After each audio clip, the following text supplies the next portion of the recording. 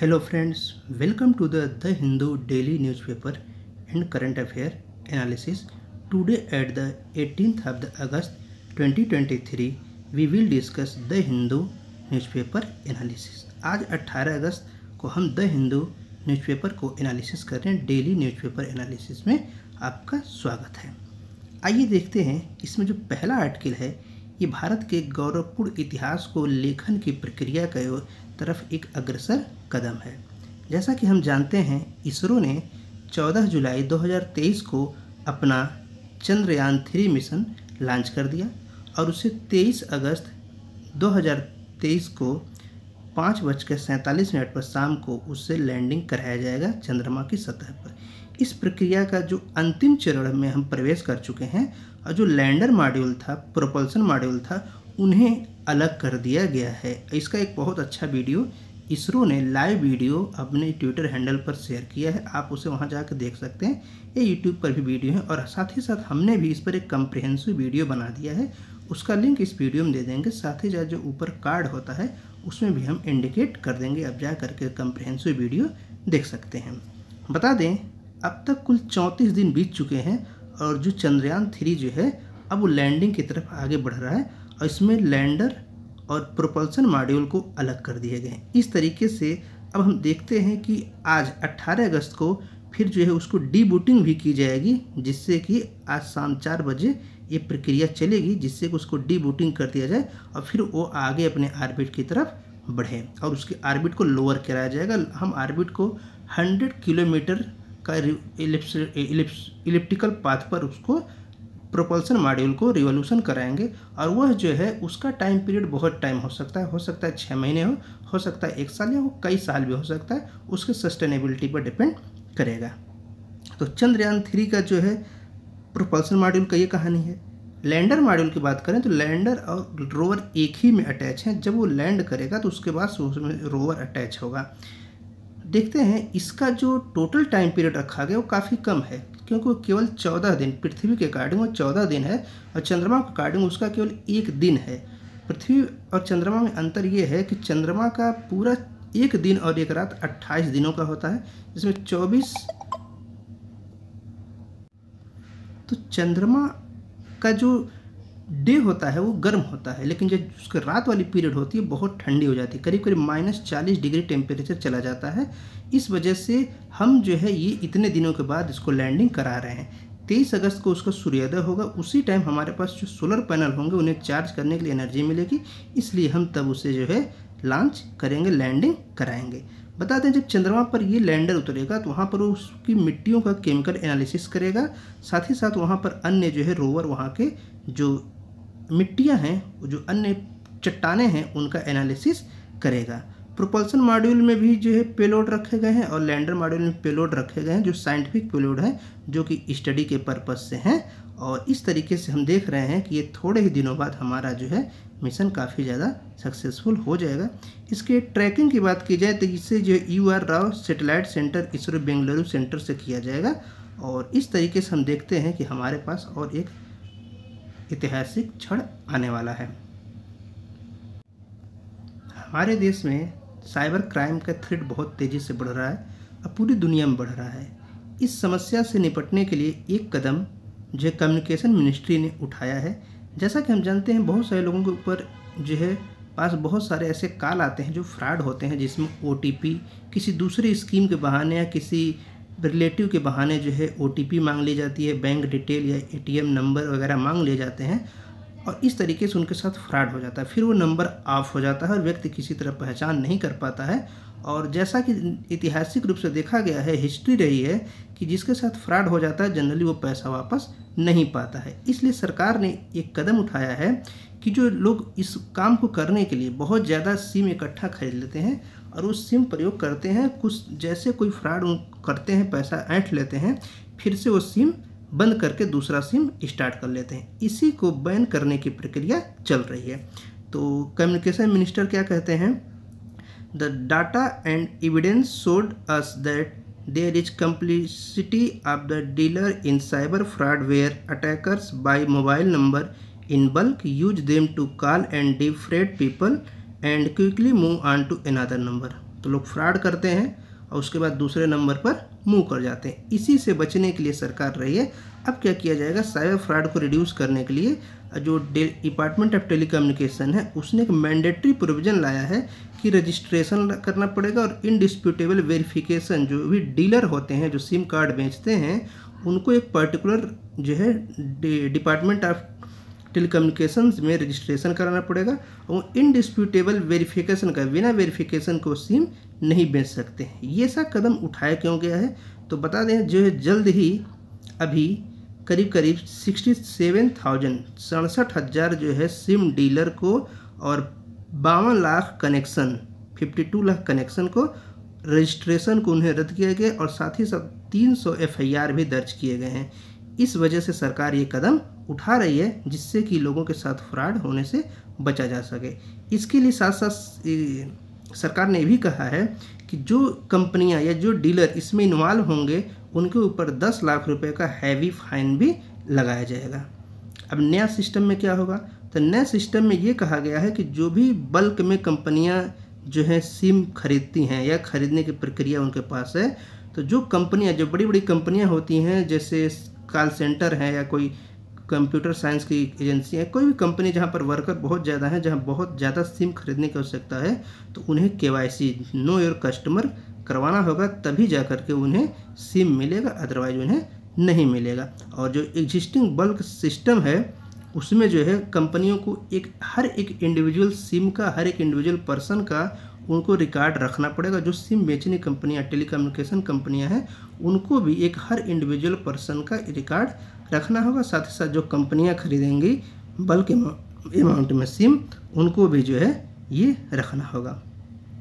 इसमें एक बात और कही गई है कि जो गवर्नमेंट एजेंसी हैं, डिपार्टमेंट हैं, मिनिस्ट्रीज हैं, डिफेंस हैं, लॉ इन्फोर्समेंट एजेंसियां हैं, इनके लिए इसमें एग्जेम्पशन है, यानी इनके लिए इस तरीके के ये जो लॉ के प्रोविज़न बनाए गए इनके ऊपर अप्लाई नहीं होगा। और इनके साथ साथ अगर देखा जाए तो enforcement move follow the launch of the संचार साथी पोर्टल, और ये पूरी प्रक्रिया सरकार एक संचार साथी पोर्टल लॉन्च कर रही है, जो है सरकार ने लॉन्च कर दिया मई 2023 में लॉन्च कर दिया। उसी पोर्टल के माध्यम से पूरा प्रक्रिया की जाएगी। तो इसमें एक ही बात है कि गवर्नमेंट की एजेंसियां जो होंगी उनमें एग्जेम्पशन दिया जाएगा और प्राइवेट लोगों को कोई एग्जेम्पशन नहीं दिया जाएगा।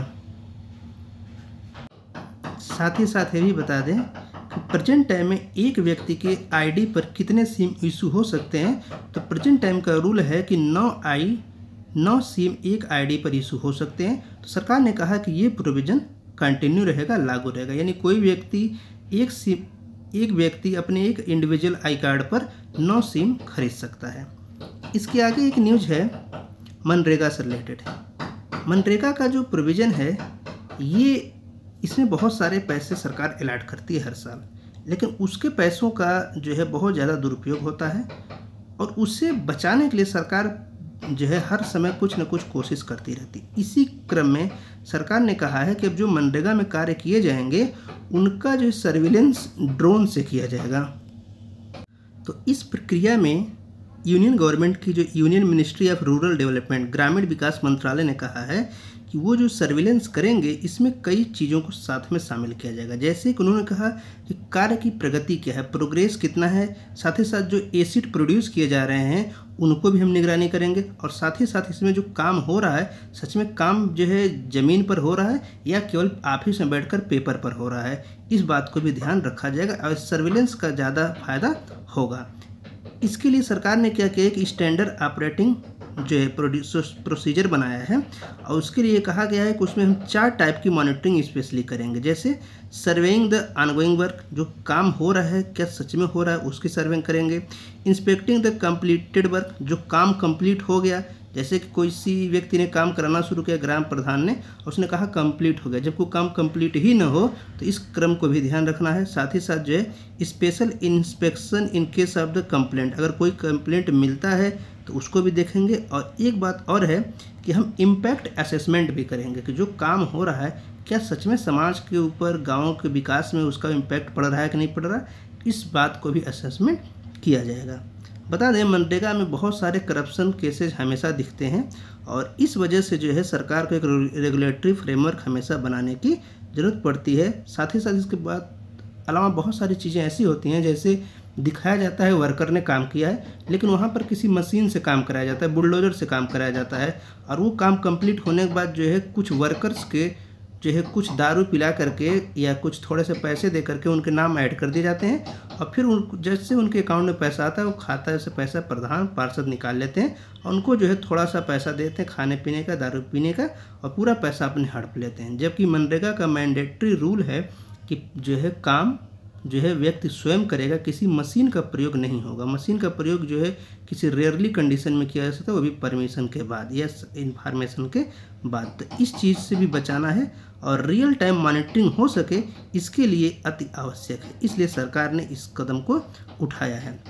अगर बात करें स्टैंडर्ड ऑपरेटिंग प्रोसीजर की, इसमें जो ड्रोन लाया जाएगा उसमें एक्चुअली में एक एम्बुशमेंट पर्सन बनाए जाएंगे हर डिस्ट्रिक्ट लेवल पर, और वो सुओ मोटो बेस पर कंप्लेंट दर्ज करेंगे, और उनकी जिम्मेदारी होगी, जो ओम्बुड्समैन होंगे उनकी जिम्मेदारी होगी को 30 दिनों में उस पूरे कंप्लेन को डिस्पोज करें, उसको जो है डिस्पोज करें, उसके मामला का निपटारा करें। वेरिफिकेशन की प्रक्रिया जो है, अगर कोई इफ़िशिएंट मॉनिटरिंग हो, रिड्रेसल ग्रीवेंस से जो वो उन्हीं का काम होगा, एम्बुड्समैन पर्सन का। और साथ ही साथ देखा जाए तो जो ड्रोन टेक्नोलॉजी है उसकी वेरिफिकेशन है, इसका जो वर्चुअली ऑपरेशन है, वर्चुअली निगरानी है, ये एम्बुड्समैन पर्सन ही करेंगे। इसके अलावा बता दें, सरकार ने इसमें धांधली की वजह से एक जो है नया सिस्टम बनाया है कि जहाँ पर भी मनरेगा कार्य हो रहे हैं उनके पिक्चर क्लिक किए जाएंगे, और उस पिक्चर में GPS लोकेशन ऑन होने चाहिए, जिससे कि पता चल सके कि क्या सच में वहाँ पर काम हुआ है या नहीं होगा। ये प्रक्रिया भी सरकार ने पहले ही शुरू कर दिया है।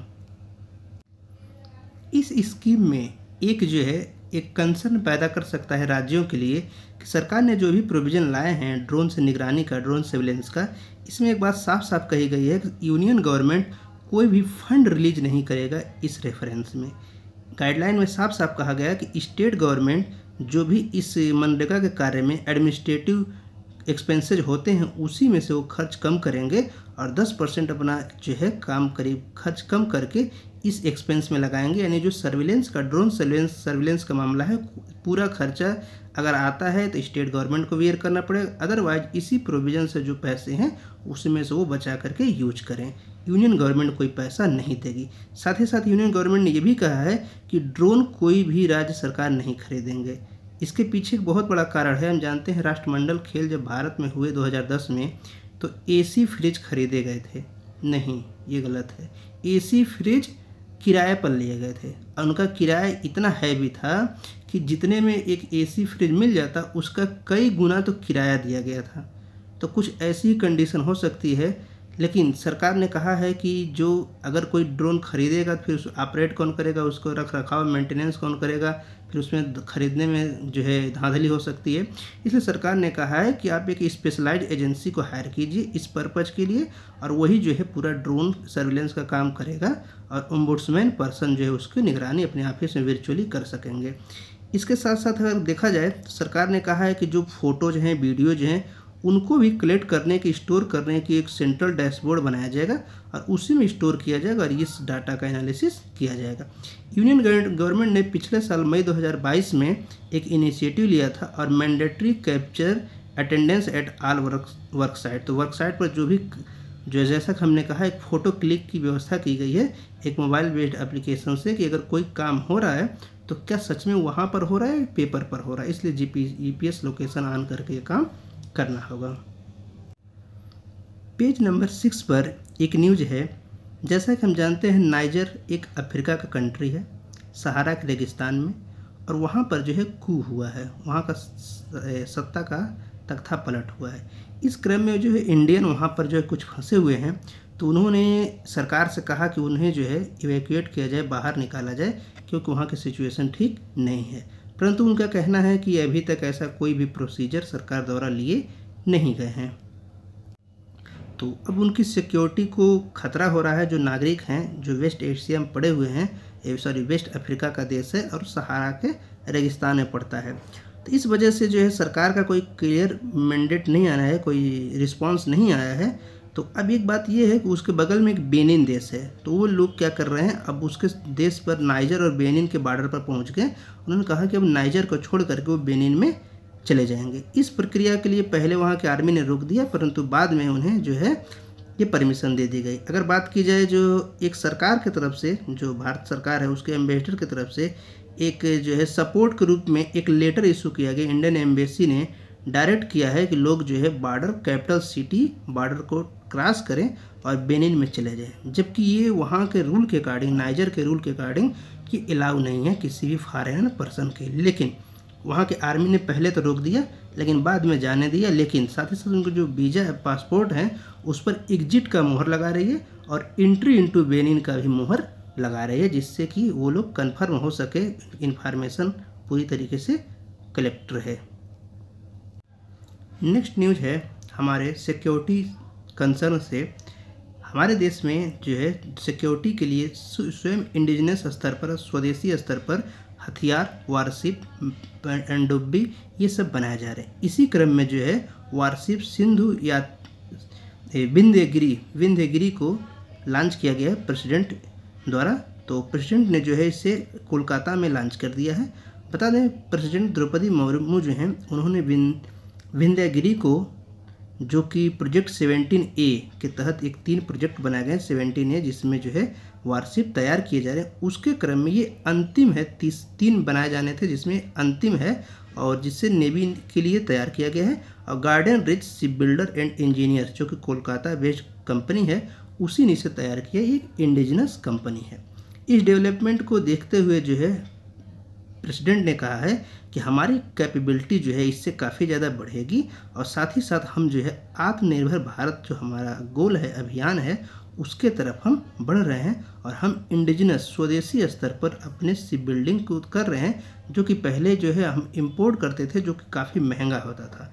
इसलिए हमारे लिए बहुत ज़्यादा फायदेमंद है। साथ ही साथ उन्होंने कहा कि जो सेल्फ रिलायंस जो है, हमारे जो आत्मनिर्भर भारत बनाना है टेक्नोलॉजी के क्षेत्र में, किसी भी क्षेत्र में, साइंटिफिक प्रोग्राम में, तो उसमें हमारा प्रोजेक्ट 17A जो है विंध्यगिरी को बनाया है, ये काफ़ी बड़ा डेवलपमेंट है।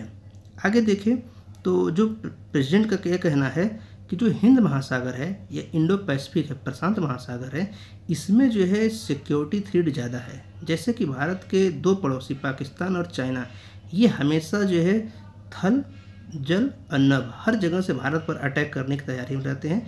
इसलिए हमें थल पर बहुत सारी तैयारी कर ली है, नभ में भी हमने जो है राफेल है, ब्रह्मोस है, S-400 है, लेकिन जल में भी इस तरीके की सिक्योरिटी हमारे लिए होना अति आवश्यक है। उस क्रम में ये हमारे लिए एक बहुत बड़ा जो है कदम साबित होगा।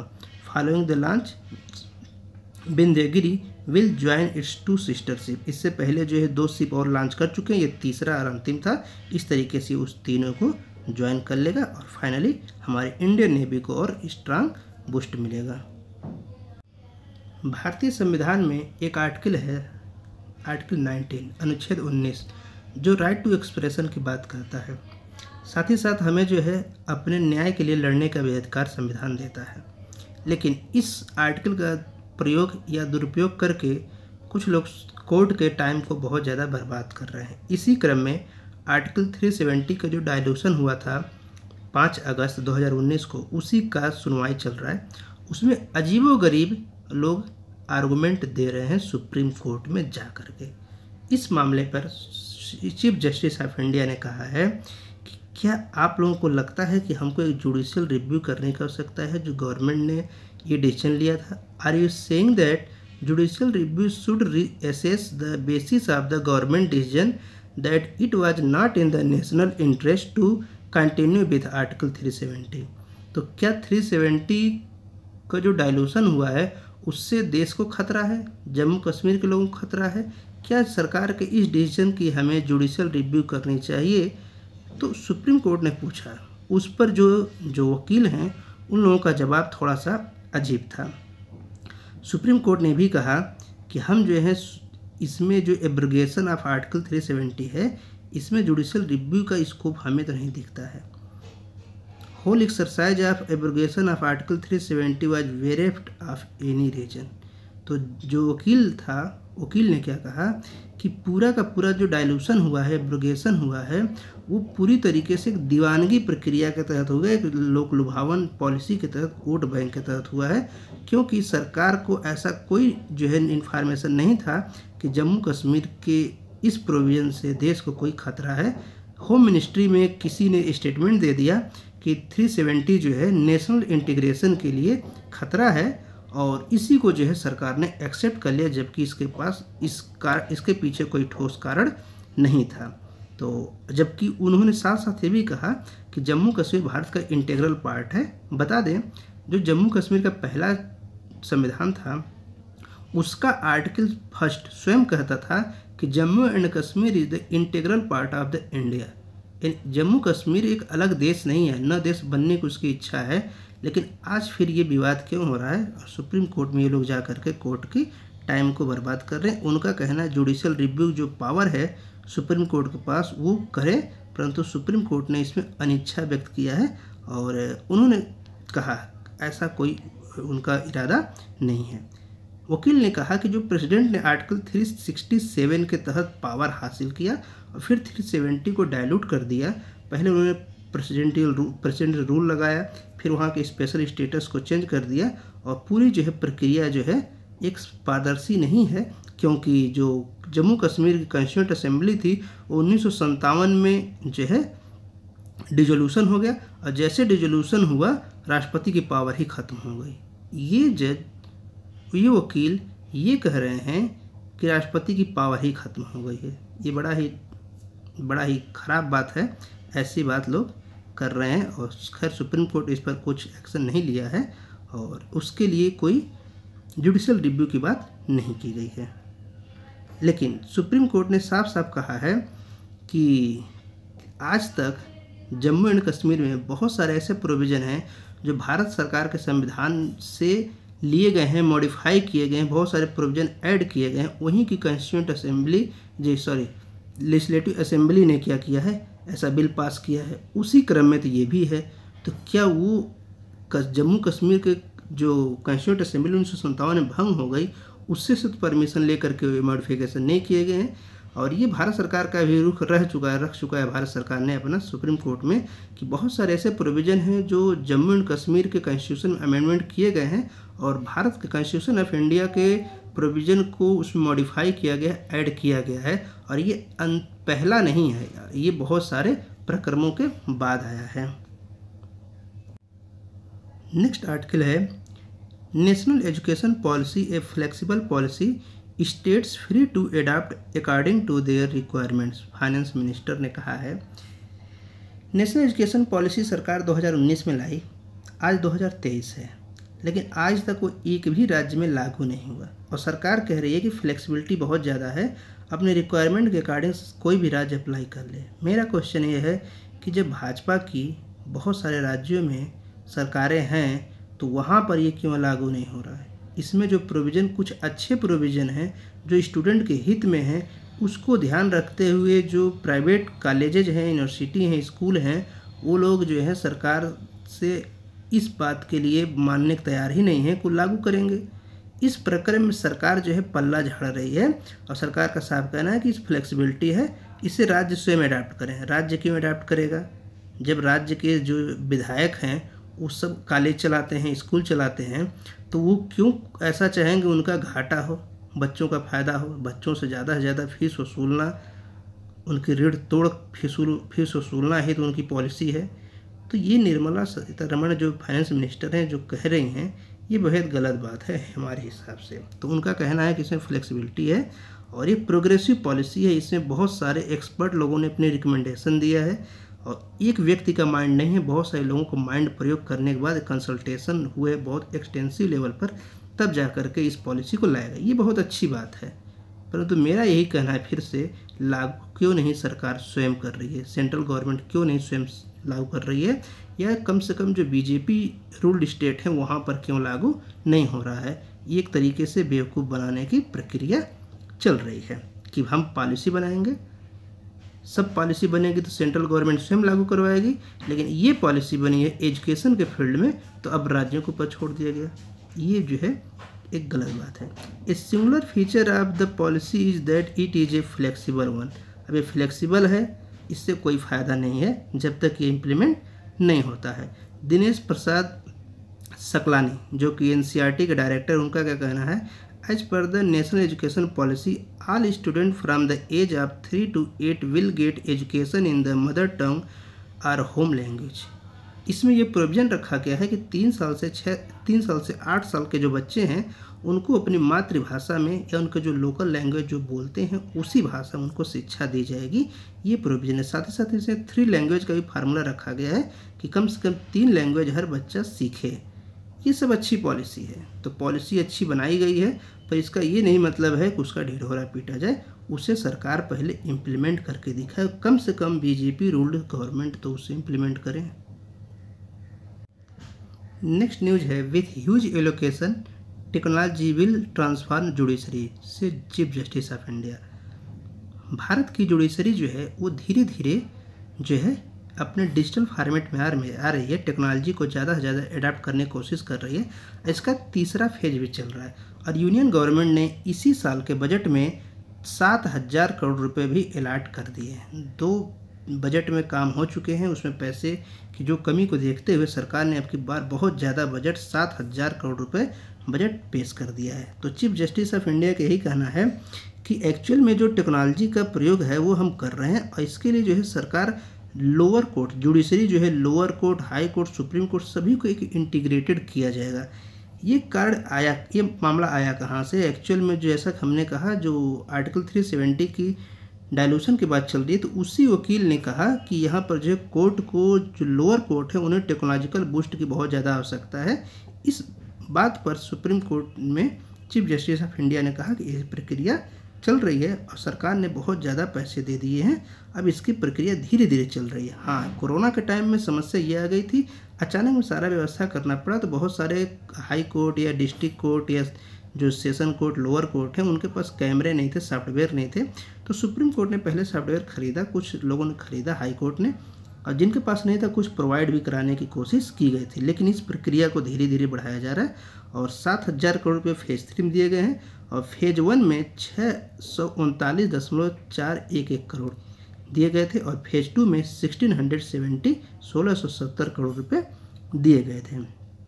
बता दें, ई कोर्ट का जो प्लान है उससे जो है इंटीग्रेटेड मिशन मोड प्रोजेक्ट बनेगा, जिससे कि पूरी जुडिशरी को हम जो है एक बहुत ही अच्छे तरीके से ट्रांसफार्म कर लेंगे कि जहां पर इंफॉर्मेशन और कम्युनिकेशन टेक्नोलॉजी का पूरी तरीके से यूज होगा।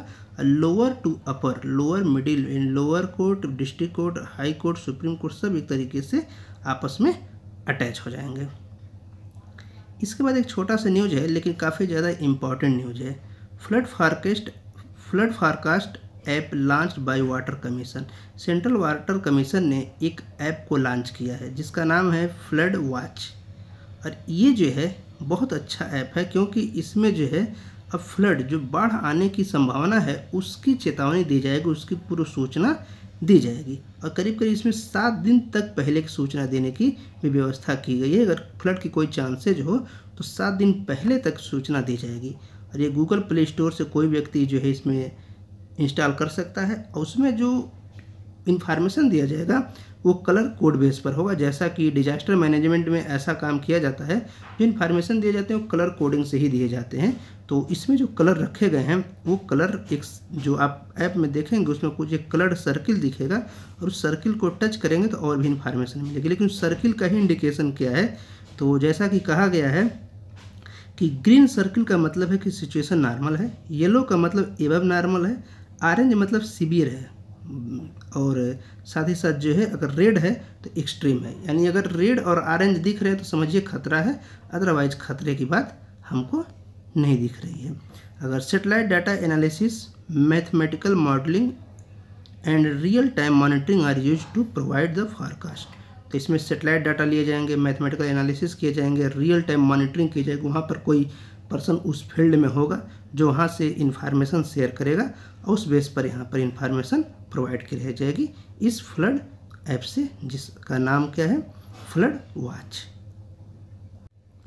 World Health Organization chief ask nations to unlock power of traditional medicine.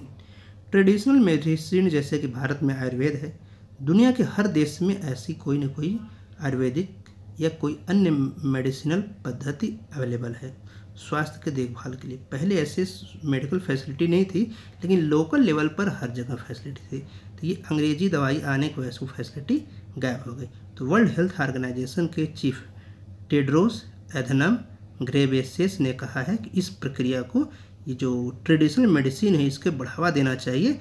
इसकी जो unlocking the power of traditional medicine and provide evidence and action based suggestion that could be interpreted into global strategy. तो ये जो है global strategy बना करके इसको जो भी उसकी ट्रेडिशनल मेडिसिन है उसको एविडेंस भी दिए जाए और लोगों को जागरूक किया जा सकता है। ये बात वो G20 की हेल्थ मिनिस्ट्री के कॉन्फ्रेंस से बोल रहे थे गांधीनगर में।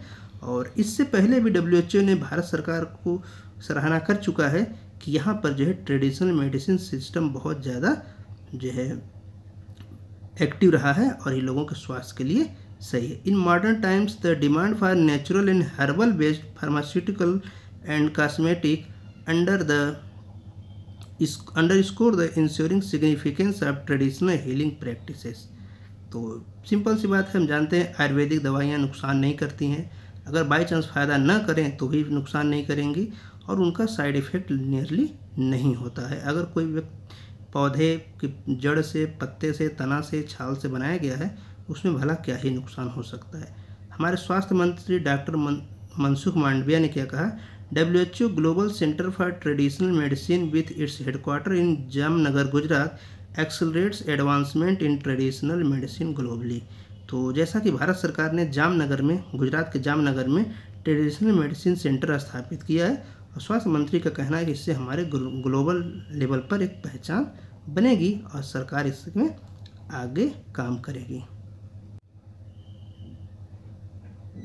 आगे द हिंदू का बिजनेस वाला जो पार्ट है उसमें हम देख रहे हैं कि जो इन्फ्लेशन की बात है, या रिटेल इन्फ्लेशन 7% के नीचे हो गया है या 6% के ऊपर है, इस तरीके की बातें हैं जो हमारे लिए बहुत ज़्यादा इम्पोर्टेंट नहीं है। अगर बता दें, एक नया न्यूज है, India said to consider Russia wheat import at rebate to cool price. Bharat में इस समय देखा जाए जुलाई अगस्त महीने में या पिछले कई महीनों से हर चीज़ के प्राइस बहुत तेज़ी से बढ़ रहे हैं। इस क्रम में सरकार जो है गेहूं के दाम को कहना है करीब करीब 10% बढ़ गए हैं। इसे कंट्रोल में करने के लिए सरकार रसिया से गेहूं इंपोर्ट करने वाली है, गेहूं खरीदने की प्लानिंग कर रही है। इसके लिए सरकार चाहती है कि सप्लाई को बूस्ट किया जा सके और इन्फ्लेशन को कंट्रोल में किया जा सके। इसके पीछे का सबसे बड़ा कारण है कि अगले साल चुनाव है। इसी साल कर्नाटक में हो चुके, हिमाचल में हो चुके, मध्य प्रदेश, राजस्थान, छत्तीसगढ़ में चुनाव है और अगले साल तो जनरल इलेक्शन लोकसभा का चुनाव है। इस वजह से सरकार जो है पूरा प्रयास कर रही है कि हम जो है अनाज खरीदें, क्योंकि 15 महीने का रिकॉर्ड देखा जाए तो जुलाई में सबसे ज़्यादा महंगे अनाज रहे हैं। सरकार की जो रिक्वायरमेंट है वो 3 से 4 मिलियन मीट्रिक टन की है, लेकिन सरकार प्लान कर रही है 8 से 9 मीट्रिक टन की, क्योंकि इससे के पीछे का कारण है कि किसी भी तरह से कोई महंगाई ना दिखे। और हो सकता है सरकार जिस तरीके से कोरोना के बाद जो है 5 किलो हर व्यक्ति को एक्स्ट्रा अनाज देना शुरू कर दिया था, और ऐसा कहना भी लोगों का, उसकी वजह से अन्य राज्यों में वोट उसे बहुत ज़्यादा मिले हैं जैसे कि यूपी में, तो इस वजह से भी सरकार ऐसा एक्शन ले सकती है। प्रेजेंट टाइम में सरकार के पास 28.3 मिलियन टन जो है 1 अगस्त तक का रिकॉर्ड देखा जाए तो ये स्टोरेज है, वेयर हाउस में स्टोर है। तो 28.3 मिलियन टन है और करीब 8-9 मिलियन सरकार जो है परचेज कर लेगी, तो कुल करीब करीब सरकार के पास 36 से 37 मिलियन टन अनाज हो जाएंगे। लेकिन जो प्रेजेंट टाइम में 28.3% है, ये जो है 20% पिछले 10 साल के एवरेज देखा जाए तो 20% कम है। तो ये था आज का न्यूज। इसके बाद वर्ल्ड न्यूज में देखा जाए तो वर्ल्ड न्यूज में जो है चाइना, श्रीलंका और पाकिस्तान अटैक की बात है। एक जो है थोड़ा सा नाम जानने की आवश्यकता है, सोशलिस्ट विंस की स्पेनिश पार्लियामेंट वोट। तो पार्लियामेंट में वोटिंग हुई है, वहाँ के जो नई प्रधानमंत्री बनी है, बस इनका नाम जानने की आवश्यकता है। वहाँ के जो प्रधानमंत्री कैसे बनी है, वो सोशलिस्ट हैं, लेफ्ट विंग की हैं। तो ये सब बहुत ज़्यादा इन्फॉर्मेशन रखने की आवश्यकता नहीं है, बस उनका नाम है फ्रेंसिना आर्मेंगोल। तो ये जो है वहाँ की नई प्रधानमंत्री बनी हैं स्पेन की। तो इसके बाद स्पोर्ट न्यूज़ है। तो आज हमारा द हिंदू में इतना ही। तो मिलते हैं इसके बाद हम एडिटोरियल सेक्शन में। एडिटोरियल सेक्शन को इसके बाद हम दूसरे वीडियो में रिलीज करेंगे। तो अगर आप चैनल पर नए हैं तो चैनल को सब्सक्राइब करें, लाइक करें, शेयर करें और कुछ पूछना हो तो कमेंट करें। Thanks for watching. जय हिंद, जय भारत।